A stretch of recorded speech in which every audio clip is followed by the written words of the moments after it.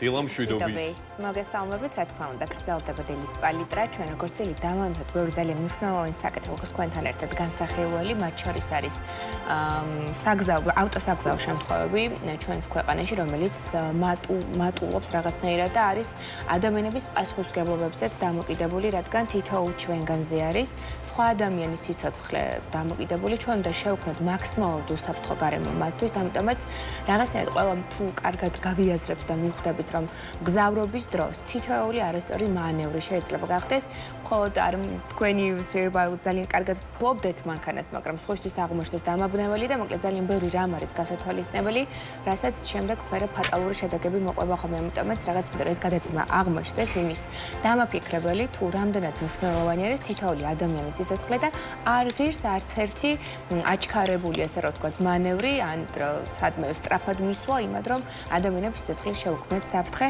მე გაგაცნობ სტატისტიკა, შინაგან საქმეთა სამინისტროს ოფიციალური სტატისტიკის მიხედვით 2025 წლის პირველ 9 თვეში 4480 ავტოსაგზაო შემთხვევა მოხდა.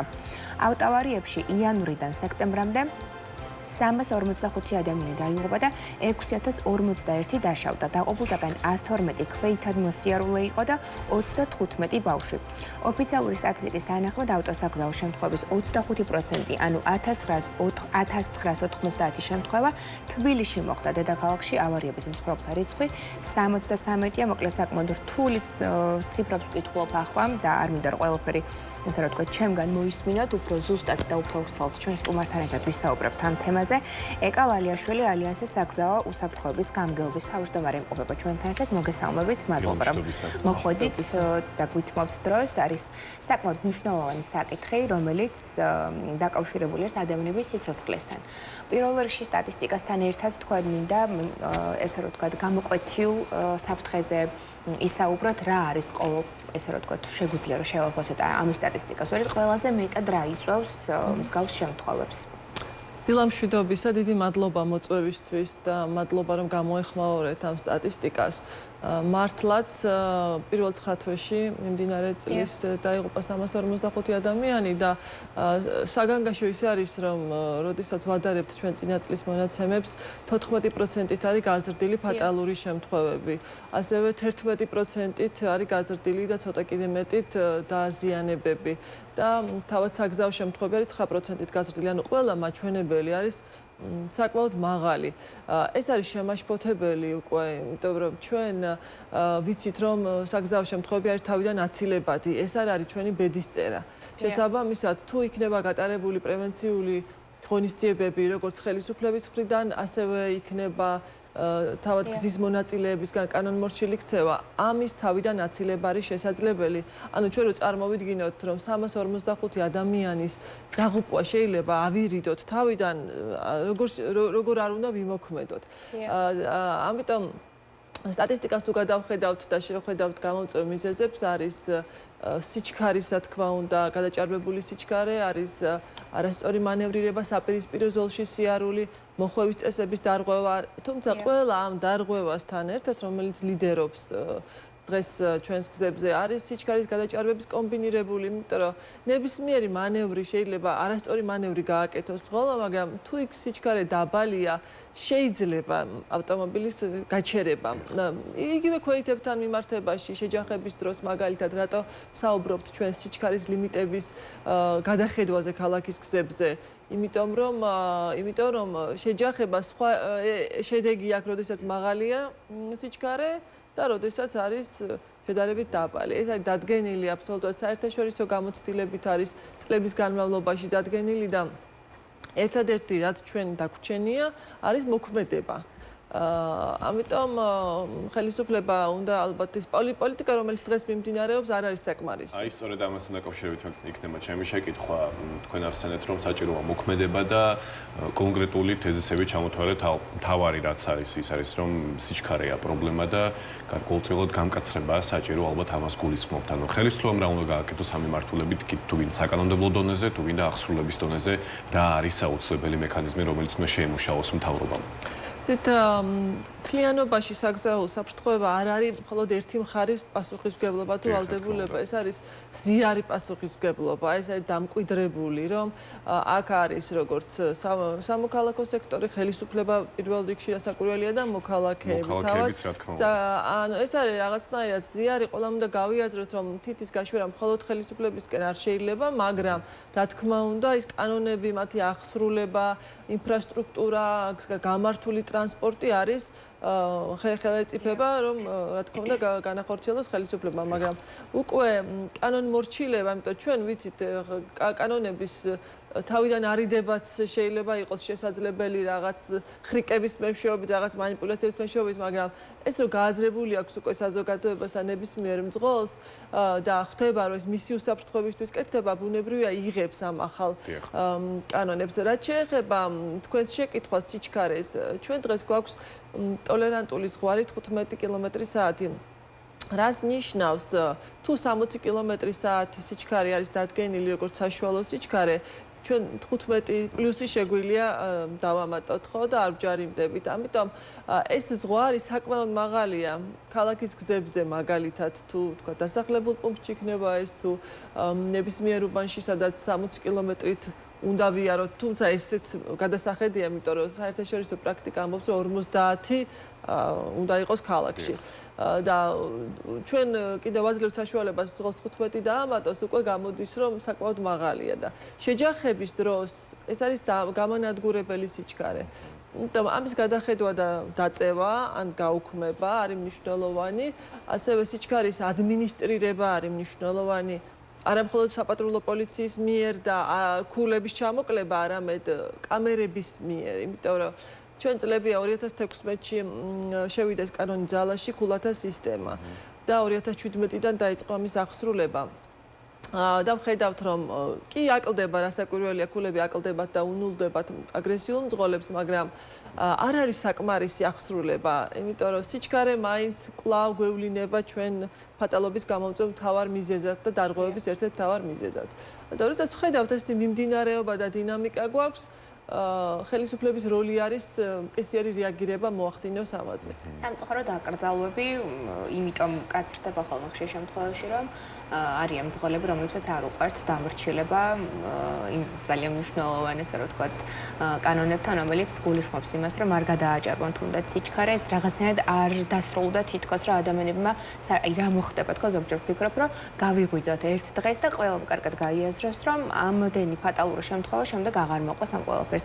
ასევე არის გულდასაწყვეტი ის, რომ ჩვენ, ესე რომ ვთქვათ, მცირე რიცხოვანერში ამხელა პროცენტი, როდესაც არის დაღუპულთა რაოდენობა, იმიტომ რომ გვაქვს ინფორმაცია ევროკავშირის ქვეყნებში მილიონ მოსახლეზე საშუალოდ 44 გარდაცვლილი მოდის, საქართველოში 129 ჯერ, ანუ 3 ჯერ უფრო მეტი არის ეს რაოდენობა და ამიტომაც კიდევ უფრო სავალალოა ეს საკითხები. ასევე მაინტერესებს თუ არის ან მე არ მაქვს ინფორმაცია რამე კანონი, როდესაც თუნდაც ღამის საათებში, თუნდაც მოტოციკლით ან სპორტული მანევრებით რომ გამოირჩევიან ხოლმე მსგავსი ესე რომ ვთქვათ სიჩქარის მოყვარული მძღოლები, მე სადაც ვცხოვრობ მაგალითად, ძალიან ხშირად ხდება ხოლმე, რომ კონკრეტულ მოედანზე გამოსვლისას ძალიან ბევრი ადამიანი იცის, რომ იქ შეუძლიათ, რომ რაღაც თავის ესე რომ ვთქვათ სპორტული ჟინი დაიკმაყოფილონ, სადაც არის სკოლა, საბავშვო ბაღი და ძალიან ბევრი ადამიანი არის შეწუხებული. როდესაც რაღაცა სისტემატურად ხდება, მაგალითად თუ დარეკავს ადამიანი, რომელიც შეწუხებული არის მსგავსი ადამიანების, ასე რომ ვთქვათ, მსგავსი დამოკიდებულებით.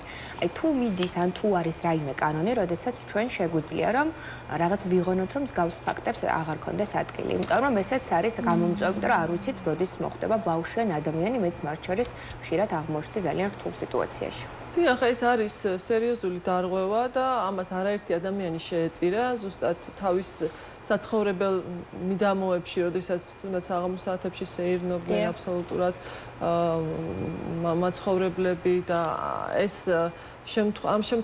ამ ტიპის ქცევამ ძალიან ბევრი ოჯახი დააზიანა და გაანადგურა. ამიტომ შევიდა კანონი ძალაში, ერთია რომ ეს დრიფტი თავად აკრძალულია ამ კატეგორიის გზებზე და ასევე ხმაურის დაბინძურება არის მეორე საკითხი, რომელიც ასევე რეგულირდება კანონით. აღსრულება და ადმინისტრირება რა დონეზე ხდება, ამას ვერ მოგახსენებთ, იმიტომ რომ ეს ნამდვილად უნდა ხდებოდეს, რადგან კანონით დარეგულირებულია და კამერა ხო ამჩნევს მათ, ესე რომ თქვა, რასაკვირველია, თუ კამერა მუშაობს და იმ პერიმეტრზე დამონტაჟებულია, რასაკვირველია აფიქსირებს. რაც შეეხება, რაც თქვენ ახსენეთ, თავად ერთ დღეს გავიღვიძოთ და ყველა ვიყოთ კანონმორჩილები, ეს თავისთავად არ ხდება. ამას სურველია უბრალოდ. ამას ჭირდება, თუმცა შესაძლებელია, მაგრამ ამას ჭირდება მიზანმიმართული მუშაობა, ცნობიერების ამაღლების კამპანიები შემთხვევით არ არის მოფიქრებული, იმიტომ რომ თუ ჩვენ მუდმივად ადამიანებს ვაწვდით ინფორმაციას, თუნდაც იმაზე, რაზეც დღეს ვსაუბრობთ, სიჩქარის გადაჭარბების საფრთხეებზე, მობილურით საუბარი ან მესიჯების მიწერა ხო, მართვის დროს გნებავთ ნასვამ მდგომარეობაში ავტომობილის მართვა და სხვადასხვა ქვეითისთვის დათმობის საჭიროება. მათ შორის ქვეითებისთვის კამპანია რომ არ გადაირბინონ, სადაც არ არის მათი გადასასვლელი, ეს თავისთავად ჯდება უკვე ქცევაში და ილექება მათ ცნობიერებაში.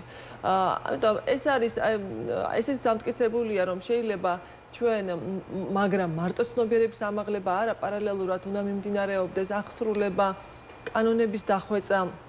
ჩვენ გვაქვს რასაკვირველია დღეს კანონები და ძალიან კარგი პაკეტები შევიდა წინა წლებში ძალაში, მაგრამ თუ ჩვენ დავინახეთ, რომ სადღაც არის ჩავარდნა, მაგალითად გულათა სისტემაში, როგორც წეღანო აღნიშნე, რომ არ არის ისეთი ეფექტური, ამოლოდინიც ჰქონდა ის თლადისი არ გამართლდა, რა თქმა უნდა, ამის უკვე მყისიერი შეცვლა უნდა ხდებოდეს, იგივე კამერების ჩართვა გულათა ჩამოკლების აღსრულების ნაწილში უნდა ხდებოდეს ახალი კანონების მიღება, როგორც არის საბავშვო სამგზავრო სავარძლები.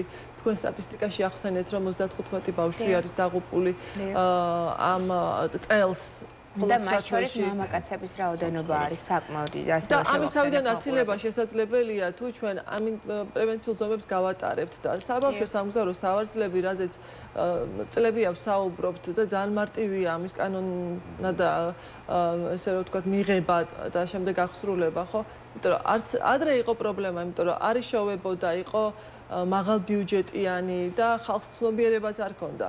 დღეს ნებისმიერ ფასად ყველა ვისაც ავტომობილი ყავს და შეუძლია საწვავის ჩასხმა ან საბურავის გამოსვლა, ყველას შეუძლია ხელმისაწვდომი არის. ძვირი სიამოვნება აღარ არის და მიუწვდომელიც აღარაა პრინციპში. დიახ, და ბავშვების უსაფრთხოებაგანა შეიძლება შეედაროს, ვთქვათ, რაიმე ნებისმიერ შენაძენს. ნაკლებად დაცულები არიან მით უმეტეს ბავშვები, მათი სხვა თუ არაფერი აგებულებიდან და ანატომიიდან გამომდინარე, ვიდრე დასრული მამაკაცი პირობითად.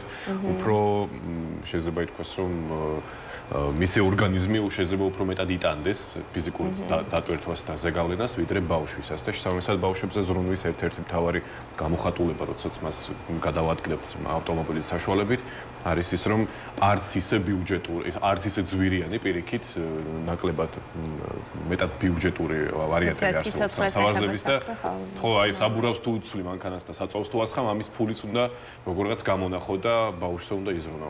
და ძალიან მიყვარს, არ მიყვარს ეს სიტყვა, მაგრამ ამ კუთხით ვფიქრობ, რომ საკმაოდ მარტივად შეგვიძლია დავახასიათოთ აი ეს მანქანით ჩქარა და სწრაფად გადაადგილება.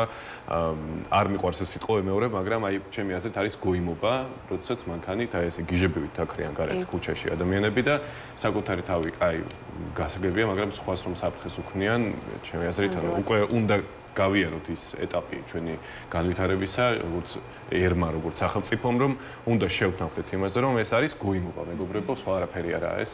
ხო, ბევრი სხვა სიტყვა შეიძლება მიუსადაგო ამას, მაგრამ ამ შემოვიფარგლები ეს იქნება ჩემი შეფასება და მადლობა ამ საინტერესო საუბრისთვის და იმისთვის, რაც სააკეთებთ და თუნდაც აი ეს სამწუხარო და სავალალო სტატისტიკა, რომელიც დიდი იმედი გვაქვს, რომ გამოსწორდება მომავალ წლებში. კი ბატონო, და მოკლედ ასევე მაინტერესებს უკან, ასე რომ თქვა, ღვედების გაკეთების შემთხვევაში თუ არის უკვე ოფიციალურად დაწყებული, რომ ჩვენს მოქალაქეებსაც ქონდეთ ამის ვალდებულება, იმიტომ რომ მაგალითად სტრასბურგში ვიყავი და როგორც წინა ღვედი თუ არ გიკეთეს სიგნალს გამოსცემს მანქანა, ასევე არის ამ შემთხვევაში და ძალიან მოკლედ რომ გითხრეთ, თუ იგეგმება უკვე განხორციელება. ამ ნაწილში არ არის, ვიცით რომ ეკონომიკის სამინისტრო ამზადებს საკანონმდებლო პაკეტს და უნდა შეიტანოს, თუმცა დრო არის ძალიან მნიშვნელოვანი. შესაბამისად უკანაღვედები 40-დან 60%-მდე იცავს ადამიანს დაღუპვისგან და მძიმე შედეგებისგან.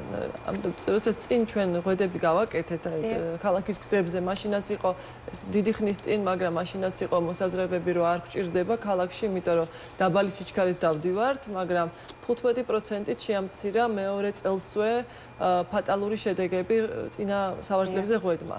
უკანა სავარძლები არის ასევე ძალიან მნიშვნელოვანი მარტო იმიტომ, რომ თავის თავს იცავს და გვერდით ჯდომ გზავრს, მაგრამ ასევე წინ მძღოლისთვის და წინ ყოფი მგზავრისთვის არის მნიშვნელოვანი, იმიტომ აქ არის ესეთი შეჯახების ეფექტი, შენი წონის 10-ჯერ მეტი წონა ხდება წინ ყოფ თუნდაც ღვედშეკრულ მძღოლს ამ გზავრს და მასაც აზიანებს. ამიტომ ეს არის აუცილებლად ჩქარი ტემპით გასაკეთებელი. შეიძლება გავაკეთოთ ოდესმე, მაგრამ დროს აქვს მნიშვნელობა, იმიტომ რომ გაეროს მოქმედების დეკადას თუ აღნიშნავთ ასევე, რომელსაც მიერთებულია საქართველო და ჩვენს ეროვნულ სტრატეგიაში აღნიშნულია, რომ ჩვენ კვალდაკვალ უნდა მივყვეთ გაეროს მოქმედების დეკადის შედეგებს, რაც ნიშნავს იმას, რომ 2030-ისთვის შემცირდეს 50%-ით სიკვდილობა და შესაბამისად ამ წლის ბოლოსთვის 25%-ით, უკვე 25% შემცირება კი არ გადავაჭერბეთ კიდეც. ამიტომ მოქმედება საჭიროა ესიერი. აუცილებელია და მადლობა იმისთვის ამ თემაზე მუშაობთ და საინტერესოდ ვისაუბრეთ დილის ეთერში. მიუხედავად იმისა, რომ დილა შედარებით პოზიტიურად გვეწყება, აუცილებელი და კი გასაგებია სამწუხაროა, მაგრამ რეალობას თვალს უსწორებთ და საუბრობთ ესეთ თემებზეც და მადლობა თქვენ ამისთვის. დიდი მადლობა. დიდი მადლობა ჩვენს მაყურებელს შევახსენებ ჩვენი სტუმარი იყო ეკალა ლიაშვილი ალიანსის საზოგადოებრივი უსაფრთხოებისთვის გამგეობის თავმჯდომარე და საუბრობდით ავტოსაგზაო შემთხვევებზე.